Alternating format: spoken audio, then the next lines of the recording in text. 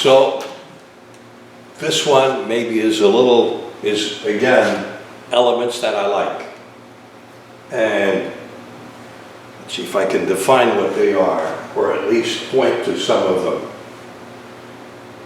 A couple of things. Once in a while, there is a mix of color that happens, for example, down here with the red and orange and yellow, that combines with this section here. That is very appealing. And odds and ends happen around here the same way. So not all of it seems to work, but some of it seems to work. Not all of the forms in the background seem to work, but some of it seems to work. For example, this I like. Would I stay with it? I prefer that it moves. I could stay with it, but I prefer that it moves.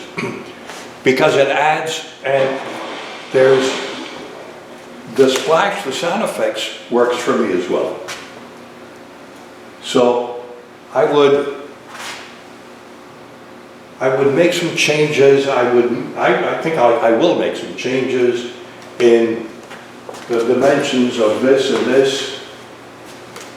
This I think is okay. That is okay. But this doesn't feel solid enough for some reason. And maybe, yeah, I like when the lines separate and they become, instead of like water, they become more like lines. So I think that's good. The body is lost a little bit, the breasts and the navel and so on. Maybe that can be reinforced a little bit.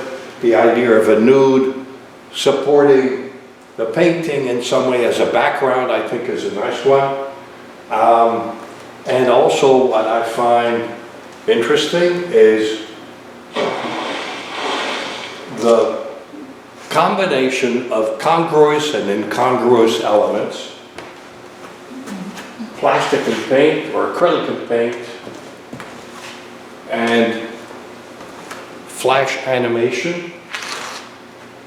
There's something that does not gel, and that fact I think I like. So it's a matter of having these two elements, this congruous, but the incongruous elements, whatever they are, however they play themselves out on the screen, it's a matter of having these be incongruous to the point where they don't fall apart and break, and in the opposite direction, congruous to the point where they don't become flat, uninteresting, boring. Congruity. That's not the world, my world, that's not the world I live in. I live in both a congruous and incongruous world. So there, you see that, what happened there I think was interesting.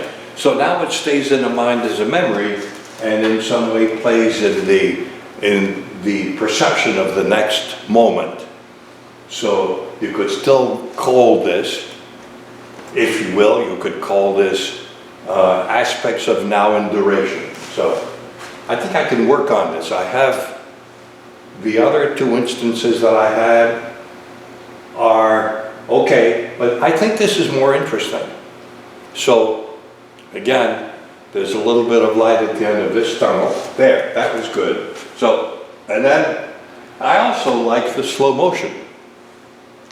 And maybe it would be even more interesting, more what I would like to see if the motion was slowed down by half, or by some quotient here, so that it's, so, and then the placement of these two, the acrylic and the paint, and the background are obviously off.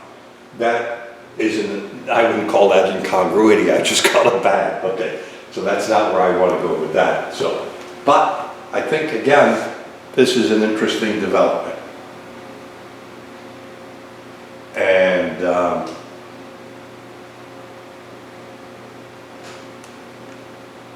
all that I like. It's subtle, and it gets a little less interesting this way, but there's some fun stuff going on down here. And the fact that it's white background, means that you actually see the colors on any of these. And I think these are very beautiful. In fact, in a way, you know, you could zoom in on this and just show that, and that could become a painting. That could become a painting because in and of itself, it's fascinating. One of the more interesting, fascinating things is that, again, I was talking yesterday about materiality in another video, but the materiality of this element here, you can see behind this sheet of acrylic, there's another sheet of acrylic with just blobs of paint on it. This is kind of a bas-relief